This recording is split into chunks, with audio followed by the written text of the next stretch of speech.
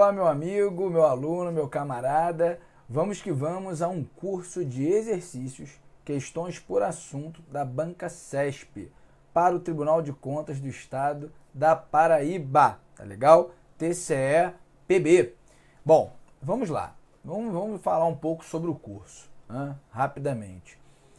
A modalidade da sua prova é o CESP-NB, só que é um CESP diferenciado.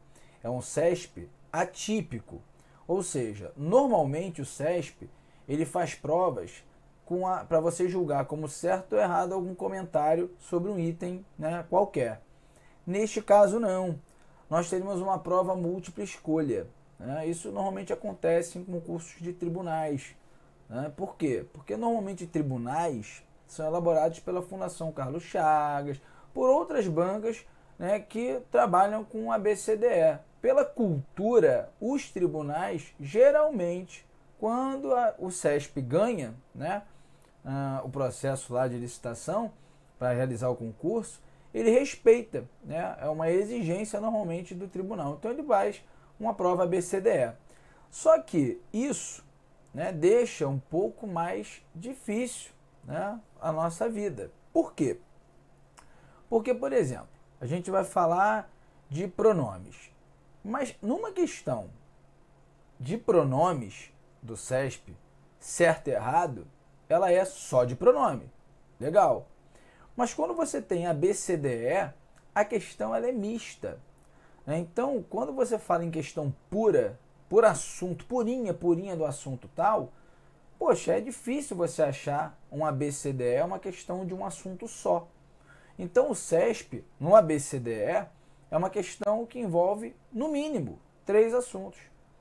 Pronome, conjunções, semântica, até interpretação. Então, a gente tem que tentar, né, de alguma forma, eu separei por assunto, mas eu separei da seguinte forma: a questão é mista, com ênfase em pronome. Então, eu vou falar bastante de pronome. Então, na verdade, o CESP ele é uma banca, já é uma banca bem diferente das outras, né? No sentido de o que ele considera como certo e as outras bancas não consideram. Então ele tem a sua visão, ele tem a sua peculiaridade, ele tem a sua vaidade, né? O CESP-NB. A gente tem que aprender a trabalhar com o CESP-NB. Então o que eu fiz de antemão antes de começar a bateria de questões, né? Neste bloco, o que nós vamos fazer neste bloco? Nós vamos falar, eu criei os 10 mandamentos da Banca CESP. É como se fossem 10 dicas essenciais para que você consiga resolver as questões CESP-NB acertando.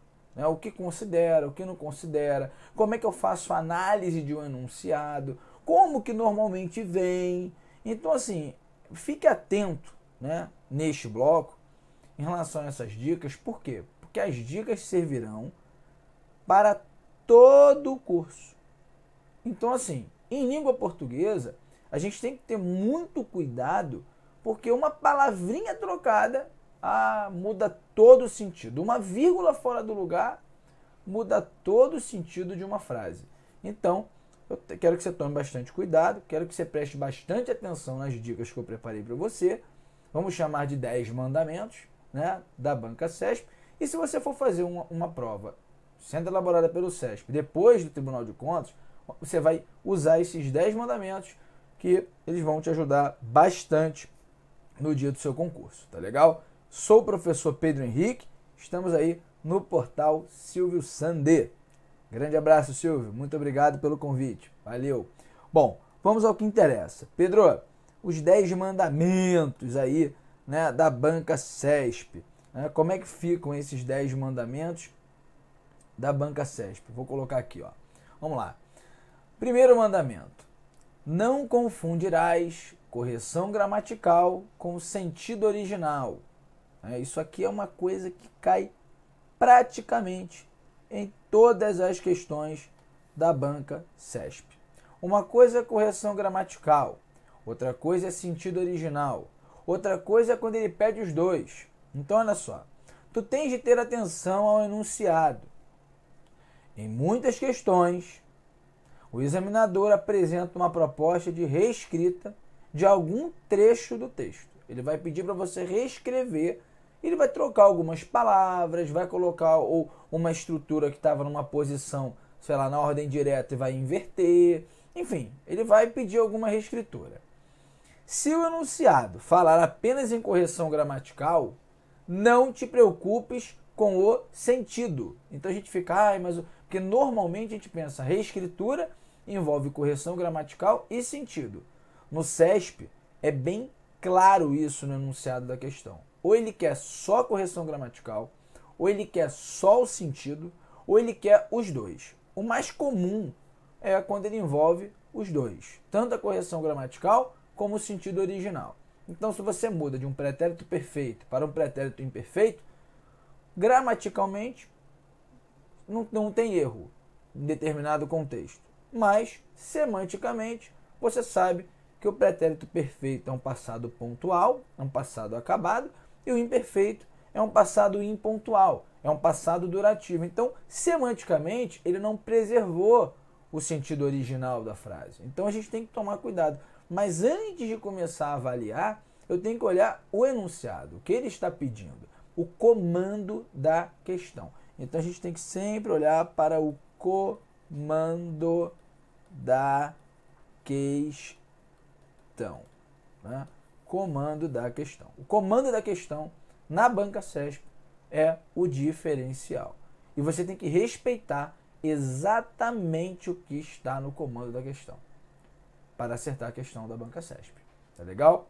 Então vamos lá. Não tem jeitinho não. Então isso aí foi o primeiro mandamento. Cuidado com a correção gramatical e sentido original. Tome muito cuidado com isso. Tá legal? Bom, o segundo é: não desprezarás a correção gramatical nem o sentido original. Tu tens de ter atenção ao enunciado. Em muitas questões, o examinador apresenta uma proposta e pede que o candidato verifique o quê? A preservação da correção gramatical e do sentido original. Muitas questões, e muitas. Para ganhares tempo, verifica em primeiro lugar a correção, pois se houver algum erro indiscutível, não terás de avaliar o sentido. Não havendo erro gramatical, investiga o sentido. Então a ordem é a seguinte: se a questão pede gramática e sentido, o que eu vou ter que avaliar primeiro para ganhar tempo, Pedro? O que eu faço primeiro? Dica: o erro gramatical ele é mais fácil de ser notado. Então, se você achou um erro gramatical de cara, acabou a questão. Por quê? Porque se ele quer a gramática correta e o sentido original, achou um erro ou na gramática ou no sentido, simplesmente você já considera aquela afirmativa como uma afirmativa incorreta, como errada. Então, quando ele fala em gramática e sentido, eu, com toda a minha experiência, digo a você o seguinte: veja primeiro a gramática. Se você achar um erro gramatical, não se preocupe com o sentido. Você simplesmente já elimina logo e ponto final. Tá legal? E Pedro, não achei o erro gramatical, um erro indiscutível. Ou tô lendo lá, pô, e fiquei com dúvida, eu acho que tá errado. Ah, se você acha, você tem que avaliar obrigatoriamente o sentido. Quando eu falo em erro indiscutível, algum erro indiscutível é um erro que você conhece, que você domina e que para você é indiscutível. Se você tiver com dúvida, recorra ao sentido também. Então, o primeiro passo é olhar a gramática e depois o segundo passo é olhar o sentido. Tá legal? Mas em 80 ou 90%, né, das vezes, nós temos aí a gramática matando a questão. Você já consegue perceber um erro de concordância, um erro de crase, um erro de vírgula, né, pontuação, um erro de regência, um uso de um pronome relativo de forma incorreta, enfim. Você tem aí, né, diversas maneiras de achar erros gramaticais. uma acentuação gráfica, vindo com esse novo acordo ortográfico, o emprego do hífen, o uso do trema, que não é mais usado, enfim. Então você tem algumas dicas aí gramaticais que ao longo do curso, ao longo das questões, na correção das questões, nós vamos começar a ter essa pegada, esse feeling aí, olhar para a questão e já resolver a questão, né, com outro olhar, tá legal? Então, cuidado aí com essas questões que envolvem gramática e também envolvem o sentido, tá legal?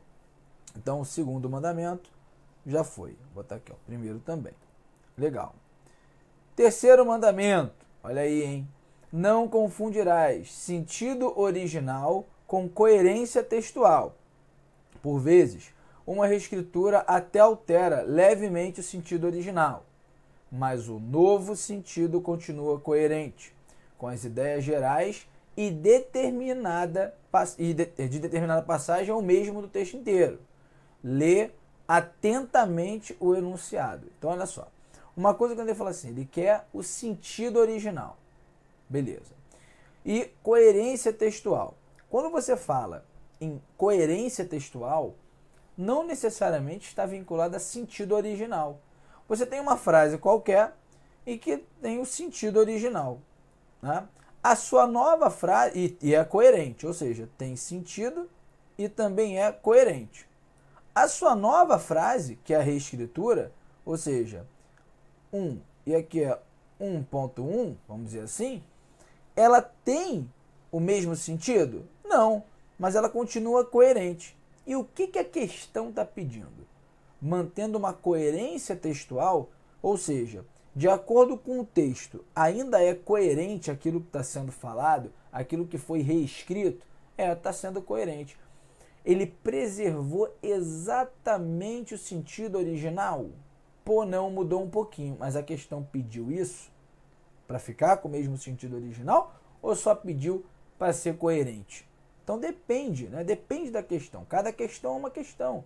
Então cuidado, porque assim, o enunciado ele diz como vai ser a questão. Não tem jeito. Você tem que estar fera na leitura de enunciado. Ou seja, tem que estar bem próximo, bem rente, bem juntinho ao comando da questão. Tá legal? Questão manda e você obedece. Não tem o que discutir. Então, uma coisa é você falar em sentido original, manutenção, e outra coisa é você falar em coerência textual. Ser coerente, eu posso ser coerente escrevendo uma outra frase, mas continuo sendo coerente. Lembrando que coesão e coerência, elas caminham juntas. Coesão e coerência caminham juntas. A coesão seria a ligação, ou seja, união. Então você tem umas estruturas juntas, né, de outras estruturas, ou palavras unidas por algum elemento. Isso é coesão, a costura, a coeso. E coerência é o sentido lógico em determinado contexto. Então você pode ter duas palavras ou uma frase ou duas orações juntas, coesas, mas que não fazem sentido algum.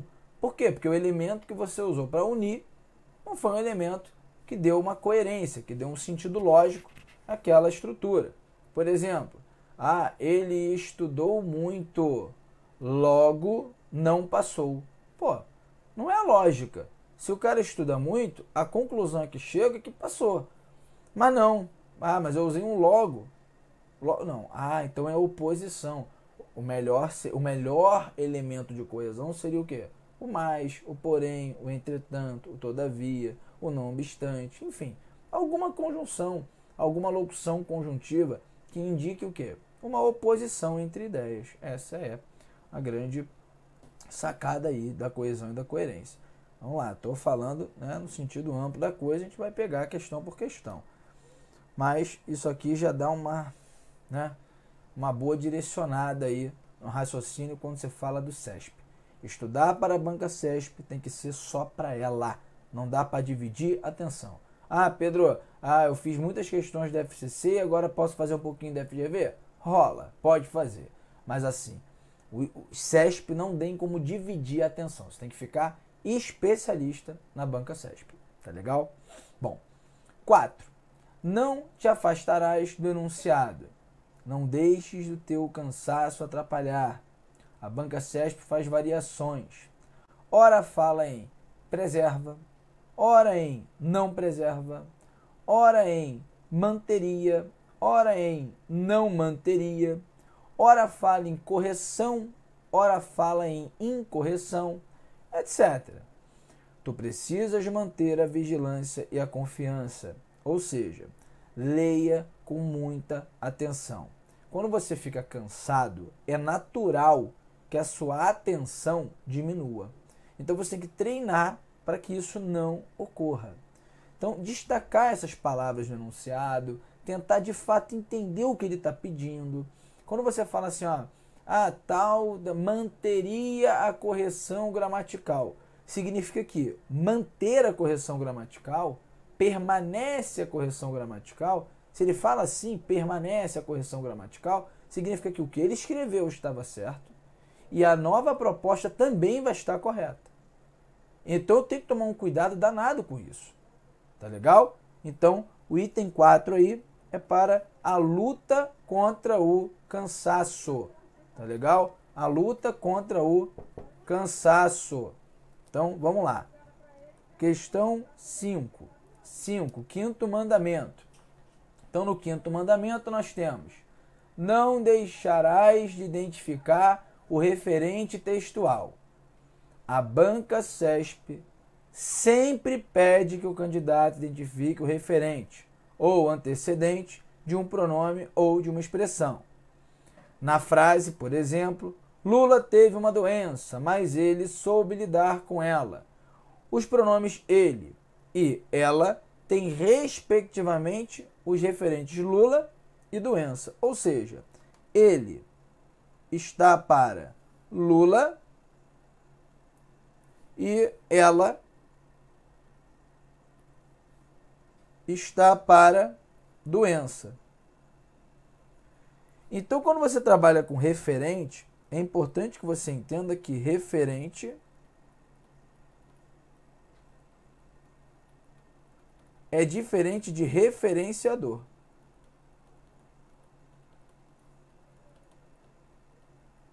Referente e referenciador são elementos distintos, tá legal?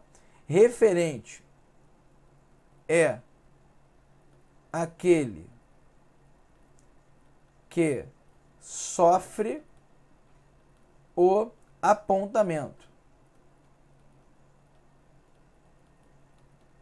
E referenciador é aquele que aponta. Então vamos lá.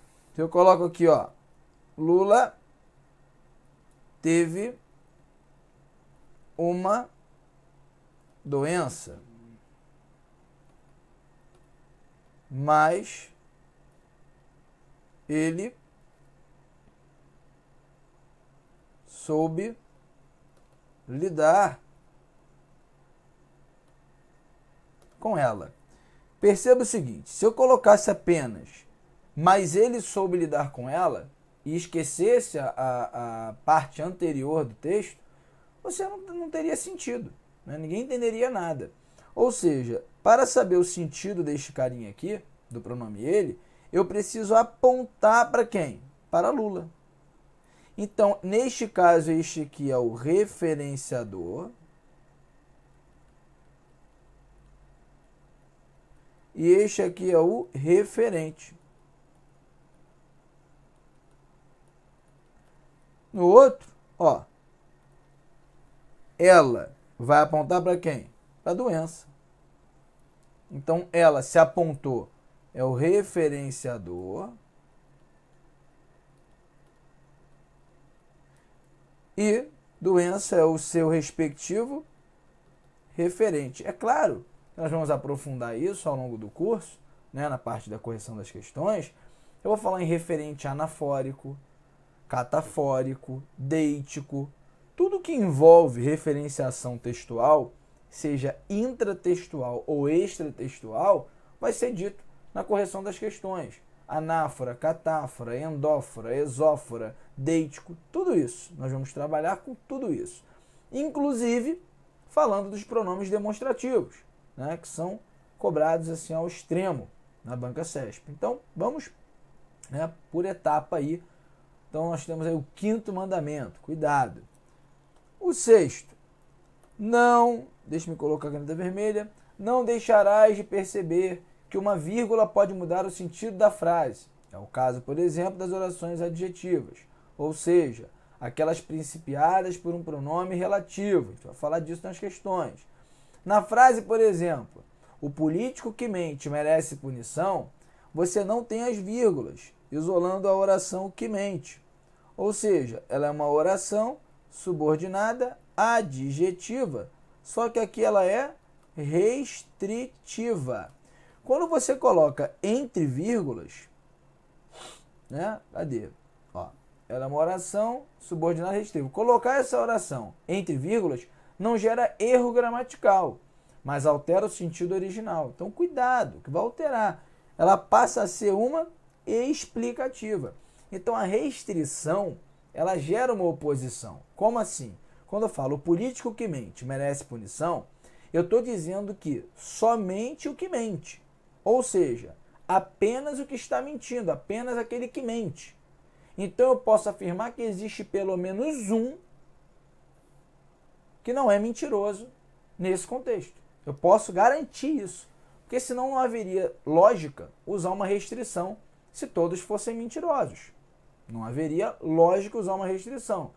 Então, quando você usa sem vírgulas, ou seja, usa restritiva, você está dizendo que pelo menos um não mente. E outra, quando você usa as vírgulas, todos os políticos do contexto, eles são o quê? Mentirosos. E ponto final. Porque você agora está usando a explicativa, está generalizando uma informação. Isso também vai ser falado nas questões. Legal. Item 7. Não deixarás de perceber que os pronomes cujo, cuja, cujos, cujos, enfim, são sempre relativos. Sempre relativos. Sempre relacionam um termo antecedente, que é o anterior, a um termo consequente, que é o posterior, concordando em gênero e número com este, com o consequente, com o posterior. Ou seja, em o país cuja renda cresce é rico, perceba que o cuja está concordando com quem? Com renda, que é o termo posterior. O pronome cuja concorda com o termo consequente, ou seja, posterior, que é renda. Então perceba que sempre será pronome relativo. Então se ele falar assim, o pronome possessivo cuja, está errado. Ele é um pronome relativo, indiscutivelmente. Tá legal? Então, item 7 também é uma dica de enunciado de questão. Dica número 8, que é os 10 mandamentos, hein? Não te esquecerás de que o acento circunflexo de tem, né, esse tem aí, e derivados, e vem, e derivados, esse acento marca o plural, o que significa que o sujeito dessas formas verbais tende a expressar plural. V. Os músculos retêm energia. Os músculos sujeito, o núcleo do sujeito, músculos, e você coloca aqui, retém no plural. Esse aqui é acentuado pela regra do acento diferencial de número. Ou seja, marca a diferença entre o singular e o plural dessas formas verbais dos verbos ter, vir e seus derivados. Legal? Então, item 8 dos 10 mandamentos. 9º mandamento. Não te esquecerás de que o acento grave requer a presença respectiva de dois termos, uma preposição e um artigo, ou um pronome demonstrativo. Cuidado com o termo que exige a preposição, pois nem sempre ele está imediatamente próximo. Na frase, por exemplo, o combate, hoje em dia, a violência. Perceba que a palavra combate é que está exigindo aqui, ó, a presença do termo a, ou seja, da preposição. Esta preposição, ela está sendo exigida por um termo que está lá atrás, distante. Não tem problema. Você tem que estar bem localizado, bem situado na frase, né? Então, ó, cuidado aí, hoje em dia, né? A violência nas favelas é mais controlada, enfim. O acento grave envolve a presença de preposição mais artigo. A preposição é exigida pelo termo combate. Tá legal? Então, mesmo distante, não tem problema. Isso acontece com muita frequência na banca CESP. Então, cuidado. 10. Não deixarás de reconhecer a necessidade de vírgula ou de vírgulas quando uma oração subordinada adverbial estiver deslocada. Se ela for uma oração subordinada adverbial deslocada, ou seja, se ela não estiver no final do período, você vai colocar vírgula. Na frase exemplo, os alunos assim que o sinal tocou entraram. A oração assim que o sinal tocou é uma oração adverbial temporal. Então ela tem que estar o quê? Obrigatoriamente entre vírgulas, ela está deslocada. Se eu pusesse para o início, assim que o sinal tocou, os alunos entraram. Também estaria na sua ordem inversa, né? Estaria deslocada, vírgula obrigatória também. O único caso que não teria vírgula era se nós colocássemos no final, tá legal? Então, por exemplo, se eu colocasse assim, ó, os alunos entraram assim que o sinal tocou.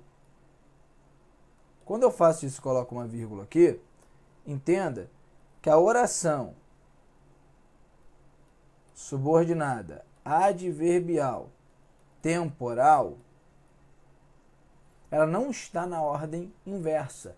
Ela não está deslocada, ela está na sua ordem natural, no final, que é o local do adjunto adverbial, o local tradicional, chamada de ordem direta. Vou colocar aqui, ó, ordem direta. Então, se você tem uma oração na ordem direta, beleza. Nós temos aqui uma vírgula opcional, uma vírgula facultativa. Então, muito cuidado aí com esses casos. Ah, Pedro, mas pô, aqui ela não está na ordem direta, está intercalada, vírgula obrigatória.